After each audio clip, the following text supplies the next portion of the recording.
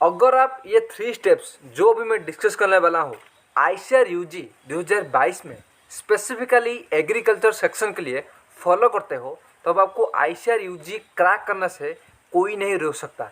इसलिए इस वीडियो को बस एक बार ध्यान से एंड तक ही देखना। तो फ्रेंड्स, आज मैं डिस्कस करने वाला हूँ कि आईसीआर यूजी में स्पेशली एग्रीकल्चर सेक्शन में ऐसा हम क्या करें, ऐसी स्ट्रैटेजी क्या फॉलो करें जिसे हम कम पढ़ के टॉप स्कोर कर सके और इस बार at any how ICR UG में सिलेक्शन ले सके। तो मैं आपको बताना चाहूँगा, मैंने ऑलरेडी आईसीआर यूजी के ऊपर specially chemistry, physics, bio, math सभी का लेटेस्ट स्ट्रैटेजी आपको क्या पढ़ना चाहिए क्या नहीं पढ़ना चाहिए ताकि आपका सिलेक्शन हो सके वीडियो बना चुका हूँ।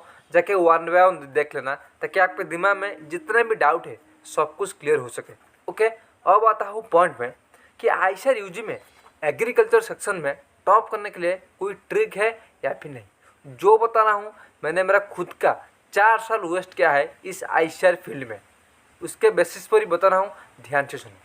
फर्स्ट ऑफ ऑल मुझे ये कमेंट करो कि आपका सब्जेक्ट कौन है, यानी कि बीसी ए या फिर पीसीए या फिर पीसीबी, आपका सब्जेक्ट क्या है।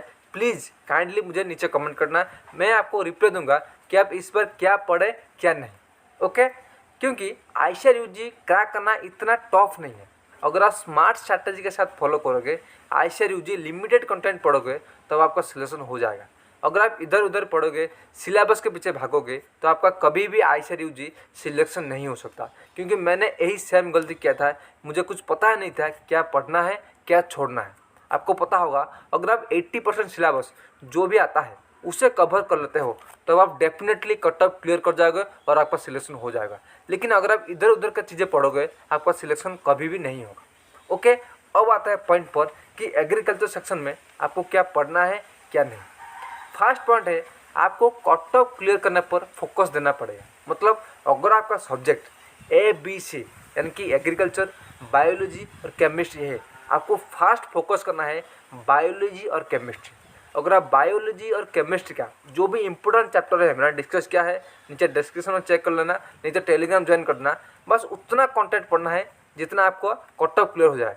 ओके, अगर आप केमिस्ट्री और फिजिक्स में या फिर केमिस्ट्री और बायोलॉजी में टॉप कर लेते हो, अच्छा खासा स्कोर ले आते हो, तब आप एग्रीकल्चर में लिस्ट स्कोर कर कर भी आपका सिलेक्शन हो जाएगा। यानी कि मेन फोकस होना चाहिए जो भी आपका स्ट्रॉन्ग चैप्टर है। अगर आपका फिजिक्स स्ट्रॉन्ग चैप्टर है या फिर केमिस्ट्री स्ट्रॉन्ग चैप्टर है या फिर बायो स्ट्रॉन्ग चैप्टर है, उन्हीं पर फोकस करो तभी आपका सिलेक्शन हो पाएगा। अगर आप सभी चैप्टर के पीछे भागोगे कि सोचोगे मैं एग्रीकल्चर भी पढ़ूंगा, बायो भी पढ़ूंगा, केमिस्ट्री भी पढ़ूंगा, तब आपका सिलेक्शन नहीं होगा। मैंने सेम टू सेम गलती किया था। आपको लिमिटेड 2 चैप्टर यानी कि 2 सब्जेक्ट, बायो हो या फिर केमिस्ट्री हो, फिजिक्स या फिर केमिस्ट्री, फिजिक्स या फिर बायो हो, इन चैप्टर को ध्यान से 90% आपका एफर्ट देना है तभी आपका कट ऑफ क्लियर हो पाएगा।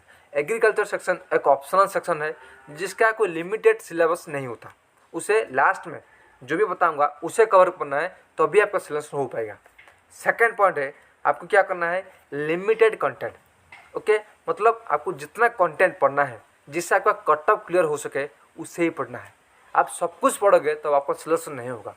आप ये फोकस करना है कि मुझे इस बार ICR UG cut off clear करना है, इतना ध्यान रखो तभी आपका सिलेक्शन हो सकता है, नहीं तो कभी भी नहीं हो सकता। थर्ड पॉइंट है PYP। अगर आप एग्रीकल्चर सेक्शन में टॉप करना चाहते हो, एग्रीकल्चर सेक्शन का लगभग 5 या 6 साल का प्रीवियस पेपर आपको क्या करना है, ध्यान से सब कुछ याद करना है। आपको कुछ समझना नहीं है, आपको याद करना है कि ये जो आंसर है, ये ऑप्शन का ये आंसर है, ये क्वेश्चन का ये आंसर है। इस तरह से अगर आप सभी क्वेश्चन को याद रख लेते हो, क्योंकि एग्रीकल्चर का क्वेश्चन इतना हार्ड भी नहीं आता, बहुत ही 1 लाइन क्वेश्चन आता है, बस एक बार देखोगे तो आपका हो जाएगा डेफिनेटली सिलेक्शन। ओके, इसीलिए आपको प्रीवियस क्वेश्चन 5 या 10 साल का अच्छे से रिमेंबर करना है आईसीआर के लिए, ये बात ध्यान में रखो तभी जाके आपका सिलेक्शन हो सकता है।